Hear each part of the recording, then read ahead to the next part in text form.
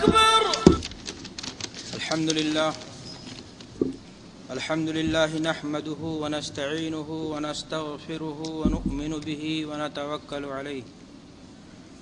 ونعوذ بالله من شرور أنفسنا ومن سيئات أعمالنا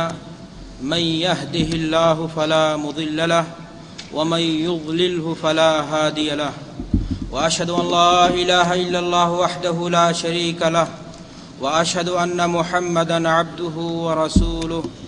أما بعد فإن خير الحديث كتاب الله وخير الهدي هدي محمد صلى الله عليه وسلم وشر الأمور محدثاتها وكل محدثة بدعة وكل بدعة ضلالة وكل ضلالة في النار.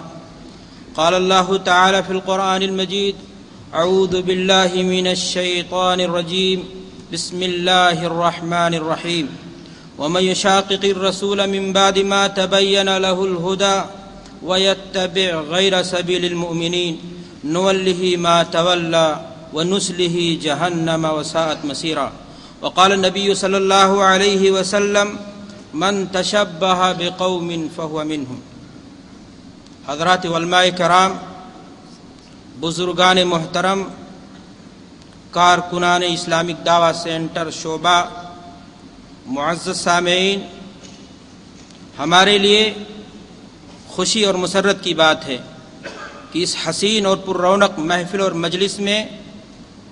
دینی موضوع پر کچھ کہنے کی سعادت حاصل ہو رہی ہے. ہم آپ سبھی حضرات کو اس بات پر مبارکباد پیش کرتے ہیں کہ آپ نے اپنے قیمتی لمحات میں سے، اوقات میں سے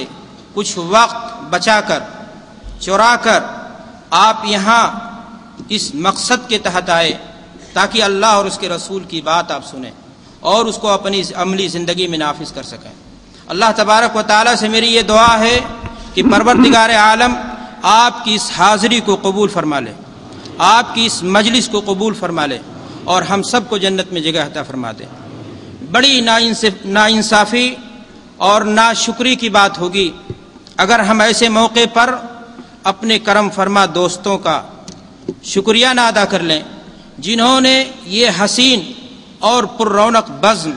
ہمارے لیے سجائی ہے. اللہ تبارک و تعالیٰ سے دعا ہے کہ پروردگار عالم ان سب کی کوششوں کو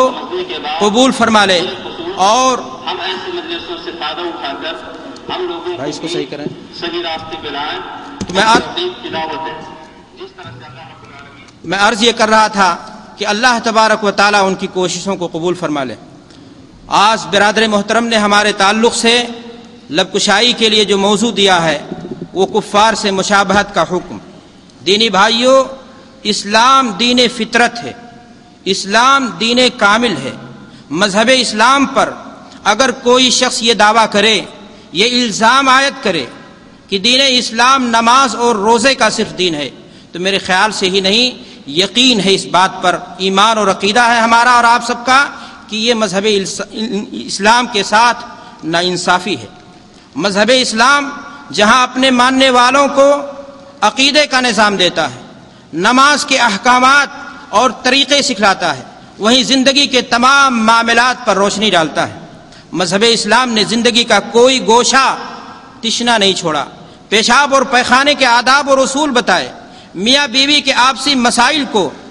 کن حدود میں ہونا چاہیے اور کس طریقے سے ہونا چاہیے ان معاملات کو بھی واضح کر دیا. دینی بھائیوں، اگر آپ غور کریں گے تو آپ کے سامنے جو حقیقت کھل کر آئے گی وہ یہی کہ دین اسلام کی ہمیشہ سے یہ کوشش رہی کہ مسلمان غیر قوموں سے الگ نظر آئیں، غیر قوموں سے ان کی الگ پہچان ہو، الگ تشخص ہو، دیکھتے ہی لگے کہ یہ اللہ کا بندہ ہے اور اللہ کا ولی ہے، شیطان کے چیلوں سے اور شیطانوں سے اسے بغاوت ہے. یہی وجہ ہے مذہب اسلام اپنے جملہ احکامات میں اس بات کی کوشش کرتا ہے کہ مسلمان یہود و نصارہ بالخصوص اور تمام کفار کی بالعموم مخالفت کریں، اور اگر کسی کے اندر کوئی ایسی چیز پائی جاتی ہے تو قرآن مجید میں اللہ تبارک و تعالیٰ نے متعدد مقامات پر اس بات کی وعید سنائی ہے کہ اگر کوئی مسلمان رہتے ہوئے غیر مسلموں کے عادات کو، خرافات کو ان کے ریت اور رواج کو، ان کے یہاں جو چیزیں رائج ہیں اس کو اگر اپنی عملی زندگی میں بسانے کی کوشش کرتا ہے، ان کو پسند کرتا ہے، تو ایسا انسان وعید کا مستحق ہے۔ اللہ تبارک و تعالی قرآن مجید کے اندر ارشاد فرماتا ہے وَمَن يُشَاقِقِ الرَّسُولَ مِن بَعْدِ مَا تَبَيَّنَ لَهُ الْهُدَى وَيَتَّبِعْ غَيْرَ سَبِيلِ الْمُؤْمِنِينَ نُوَلِّهِ مَا تَوَلَّى وَنُصْلِهِ جَهَنَّمَ وَسَاءَتْ مَصِيرًا، کہ اگر کوئی شخص راہ ہدایت کے واضح ہو جانے کے بعد اللہ کے رسول صلی اللہ علیہ وسلم کے طریقے احکامات واضح ہو جانے کے بعد رسول کی ڈگر کو، اسلام کے راستے کو، عام مومنین کے طریقے کو چھوڑ کر کے غیر مسلموں کے طریقے کو اپناتا ہے اور ان کو پسند کرتا ہے، ان کو اپنی عملی زندگی میں بسانے کی کوشش کرتا ہے، اللہ فرماتا ہے نُوَلِّهِ مَا تَوَلَّى، ہم اس کو اسی پر پلٹا دیں گے اور اس کا انجام جہنم کی آگ ہوگا۔ بھائیو اور دوستو، کسی بھی قوم کے لیے وہ دن بڑا ہی منحوس اور مایوس کن دن ہوا کرتا ہے جب اس قوم کے افراد اپنے آپ سے بیزار ہو جائیں، انہیں اپنی عادت، اپنا طریقہ، اپنی تہذیب، اپنا تمدن، اپنا کلچر، اپنا سماج، اپنی سوسائٹی، اپنا معاشرہ، اپنے عادات و اطوار سے نفرت ہو جائے، وہ اپنے پاس جو سونا ہے اس کو خسف ریزہ سمجھے اور دوسروں کے پاس جو پتھر ہے اس کو لال و جواہر سے تعبیر کرنے لگے، اپنے بلند ملی اخلاق و اقدار کو چھوڑ کر کے غیروں کی ناپاک اور گندی اور کھوکھلی تہذیب کو للچائی ہوئی نظروں سے دیکھنے لگے، وہ اپنے پاس سب کچھ ہوتے ہوئے غیروں کی چند پتیوں پر قناعت کرنے لگے۔ میرے بھائیو اور دوستو، اللہ تبارک و تعالیٰ نے قرآن مجید میں حضرت محمد عربی صلی اللہ علیہ وسلم کو مخاطب کرتے ہوئے فرماتا ہے ثم جعلناک علی شریعۃ من الامر فاتبعها ولا تتبع اهواء الذين لا يعلمون انهم لن يغنوا عنك من الله شيئا وان الظالمين بعضهم اولیاء بعض واللہ ولی المتقین، کہ اے نبی ہم نے آپ کو دین کی صحیح راہ پر قائم کر دیا ہے، ثم جعلناک علی شریعۃ من الامر فاتبعها، آپ اس کی اتباع کیجئے، آپ اسی پر چلیے اور لوگوں کے خواہشات کے پیچھے آپ نہ چلیے۔ لوگوں کے خواہشات کے پیچھے اگر چلیں گے تو یہ آپ کو نقصان پہنچائیں گے، اور اگر ان کی آپ مخالفت کریں گے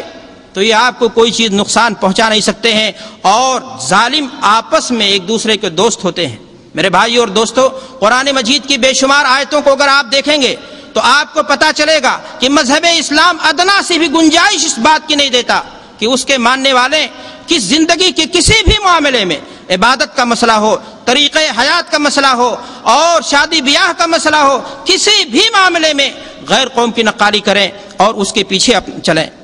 دینی بھائیو اور دوستو، دراصل مسئلہ یہ ہے کہ ایک مسلمان جب غیر قوم کی تقلید کا عادی ہو جائے گا، غیر قوموں کی تہذیب کو اپنانے لگے گا، تو گویا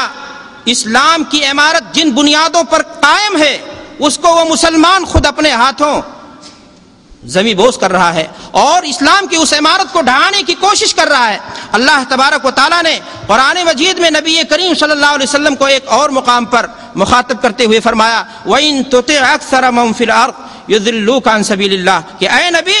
اگر آپ لوگوں کی خواہشات کے پیچھے چلیں گے يُضِلُّوكَ عَن سَبِيلِ اللَّهِ، تو یہ لوگ آپ کو اللہ کے راستے سے ہٹا دیں گے۔ میرے بھائیو اور دوستو، قرآن کریم کی اس حقیقت کو سامنے رکھیے اور موجودہ معاشرہ اور بے چین سماج کا جائزہ لیجئے، آپ کو بخوبی اندازہ ہو جائے گا کہ دشمنان دین و اسلام بالخصوص یہود و نصارہ کی ہمیشہ سے یہ کوشش رہی ہے کہ مسلمان کو اپنے رنگ میں رنگ دیں، مسلمان بھی انہی طرح بے حیائی کا عادی ہو جائے، مسلمان بھی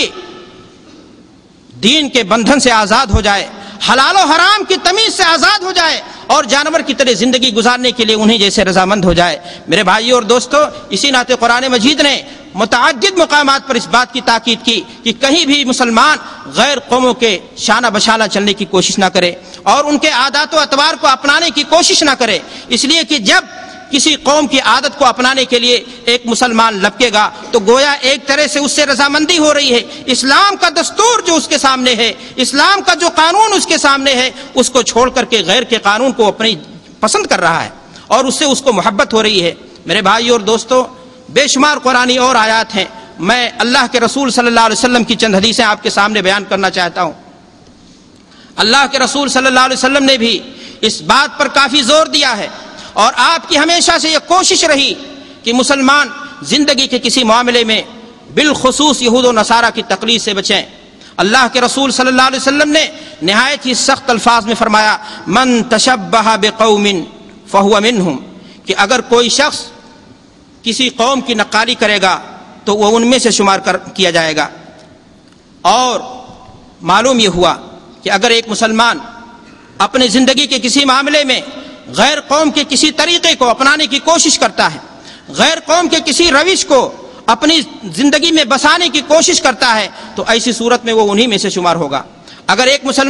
مسلمان رہتے ہوئے فاسق و فاجروں کے طریقے کو اپنانے کی کوشش کرتا ہے تو وہ فاسق اور فاجر شمار کیا جائے گا۔ اگر وہ کسی یہودی کے کسی فارمولے کو اور طریقے کو اپنی زندگی میں بسانے کی کوشش کرتا ہے اور اس کو حیرت و تعجب کی نگاہ سے دیکھتا ہے تو اللہ کے رسول صلی اللہ علیہ وسلم کی ارشاد کے مطابق وہ یہودی قرار پائے گا، اور اس کا حشر قیامت کے دن اندیشہ ہے کہ یہودیوں کے ساتھ کیا جائے۔ اللہ کے رسول صلی اللہ علیہ وسلم نے مزید احادیث فرمائی۔ آپ نے ایک دوسری حدیث کے اندر ارشاد فرمایا، لیس منا من تشبہ بغیرنا، کہ وہ ہم میں سے نہیں جو اسلام کے طریقے کو چھوڑ کر کے غیروں کی طریقوں کو حسرت بھری نگاہ